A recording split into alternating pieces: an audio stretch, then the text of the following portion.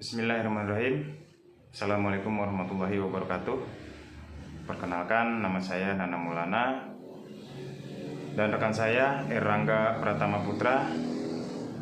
Kami dari kelompok 2 ingin mempresentasikan tugas dari mata kuliah bisnis pengantar dosen pengampu Bapak Agung Tri Putranto STMM. Saya dari Universitas Teknologi Nusantara ingin mempresentasikan perusahaan dan lingkungan perusahaan. Yang pertama, pengertian perusahaan. Perusahaan adalah suatu organisasi atau badan usaha yang didirikan untuk melakukan kegiatan produksi, distribusi, atau penyediaan barang dan jasa dengan tujuan memperoleh keuntungan atau profit. Perusahaan dapat dimiliki oleh perorangan, kelompok, atau badan hukum dan beroperasi dalam berbagai bentuk seperti usaha kecil, menengah, atau besar. Yang kedua, pengertian perusahaan menurut para ahli. Menurut Profesor Mr. LWPA Malegrap, pengertian perusahaan adalah keseluruhan perbuatan yang dilakukan secara terus-menerus, bertindak keluar atau mendapatkan penghasilan dengan cara memperniagakan barang-barang, menyerahkan barang-barang, atau mengadakan perjanjian persediaan. Menurut Mr. M. Pollack, perusahaan ada apabila diperlukan adanya perhitungan-perhitungan tentang laba rugi yang dapat diperkirakan dan segala sesuatu dicatat dari pembukuan. Abdul Qadir Muhammad dalam bukunya Pengantar Hukum Perusahaan di Indonesia mengatakan bahwa berdasarkan tinjauan hukum, istilah perusahaan mengacu pada badan hukum dan perbuatan badan usaha dalam menjalankan usahanya. Lebih lanjut, perusahaan adalah tempat terjadinya kegiatan produksi dan berkumpulnya semua faktor produksi. Ketiga, tempat kedudukan dan letak perusahaan. Tempat dan letak perusahaan merupakan salah satu faktor pendukung penting yang dapat menjamin tercapainya tujuan perusahaan.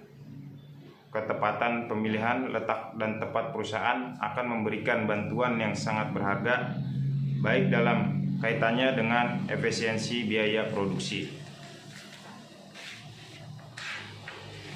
Tempat kedudukan perusahaan adalah kantor pusat perusahaan tersebut. Tempat kedudukan perusahaan pada umumnya dipengaruhi faktor kelancaran hubungan dengan lembaga-lembaga lain seperti lembaga pemerintah, lembaga keuangan, pelanggan, dan sebagainya. Letak perusahaan adalah tempat perusahaan melakukan kegiatan fisik, pabrik. Letak perusahaan dipengaruhi faktor ekonomi dan merupakan salah satu faktor penting yang menunjang efisien perusahaan, terutama dalam kaitan dengan biaya. Faktor-faktor yang mempengaruhi biaya adalah harga bahan mentah, bahan pembantu, tingkat upah buruh, tanah, pajak, tingkat bunga, biaya alat produksi tahan lama, biaya atas jasa pihak ketiga.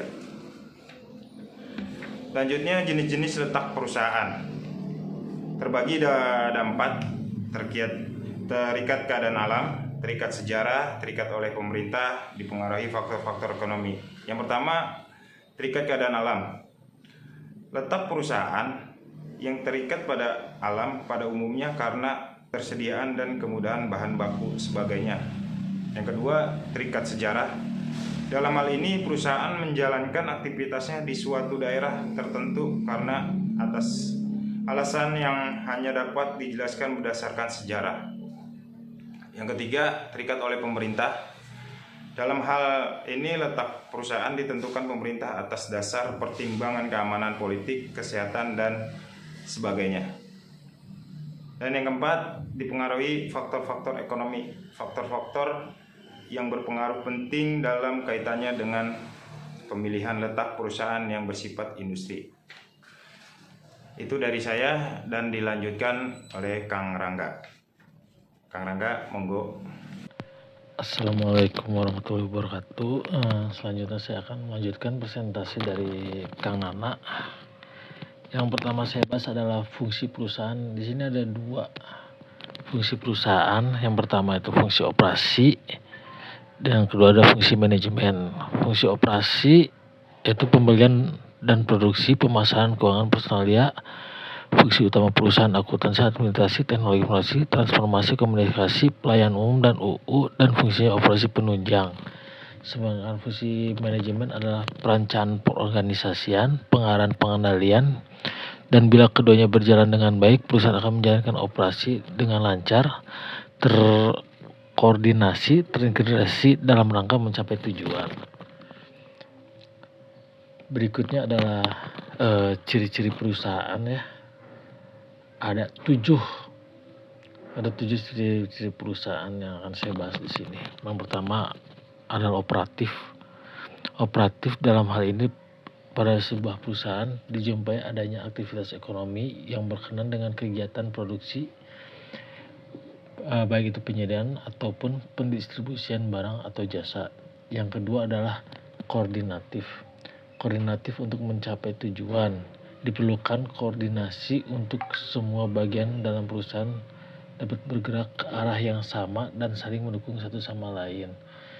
Yang ketiga ada regular, yaitu dinamis. Perusahaan harus mampu mengikuti dan menyesuaikan diri terhadap perubahan tersebut.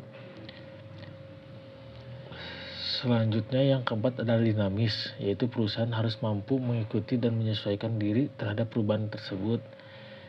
Yang kelima adalah formal. Perusahaan selaku pelaku kegiatan ekonomi harus merupakan lembaga resmi yang terdaftar di pemerintah serta tunduk kepada peraturan-peraturan yang berlaku setelah memenuhi persyaratan pendiriannya. Kemudian lokasi. Perusahaan didirikan pada suatu tempat tertentu dalam suatu kawasan yang secara geografis jelas. Dan yang terakhir adalah pelayanan bersyarat. Pelayanan bersyarat di sini yang artinya menghasilkan barang dan jasa untuk memenuhi kebutuhan masyarakat yang memerlukan dan bersedia serta mampu membelinya, sehingga perusahaan bisa memperoleh laba agar dapat tetap bertahan dan berkembang. Penyelesaian masalah. Perusahaan berinteraksi dengan lingkungan sekitar untuk menjalani hubungan baik. Interaksi dengan lingkungan sekitar merupakan salah satu faktor pendukung untuk memajukan dan mencapai tujuan perusahaan. Karena perusahaan dengan keadaan lingkungan sekitar saling mempengaruhi satu sama lain, lingkungan perusahaan juga memberikan dampak yang baik dan yang buruk bagi perusahaan. Penyelesaian masalah itu ada dua lingkungan ya. Yang dibahas itu ada lingkungan internal dan lingkungan eksternal. Lingkungan internal merupakan faktor-faktor yang mempengaruhi kegiatan produksi barang dan jasa suatu perusahaan dan mempengaruhi hasil produksi. Berikut merupakan faktor yang mempengaruhi kegiatan produksi, yaitu pertama tenaga kerja, kedua modal, ketiga sumber daya alam teknologi, dan keempat teknologi. Sedangkan lingkungan eksternal adalah lingkungan faktor yang tidak memberikan pengaruh langsung terhadap kegiatan yang ada di perusahaan.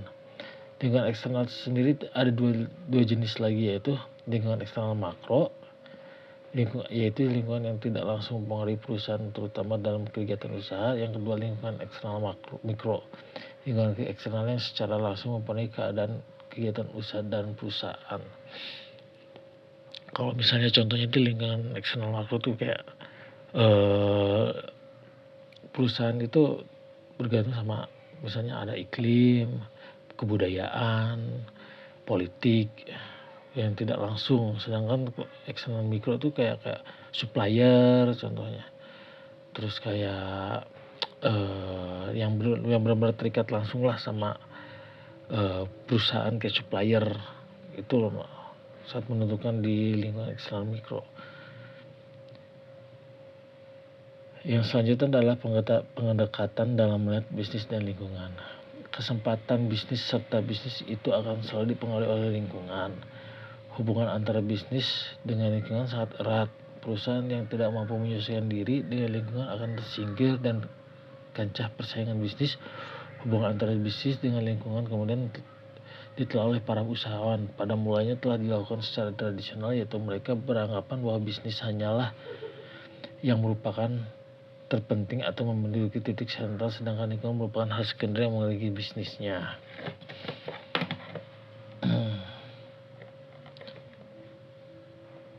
Nah, untuk pembahasan yang terakhir itu pendekatan bisnis dalam lingkungan itu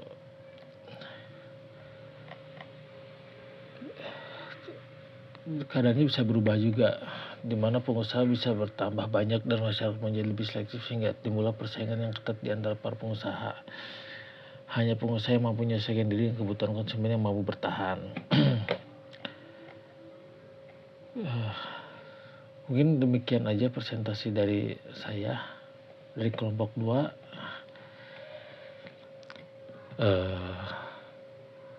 Terima kasih. Assalamualaikum warahmatullahi wabarakatuh.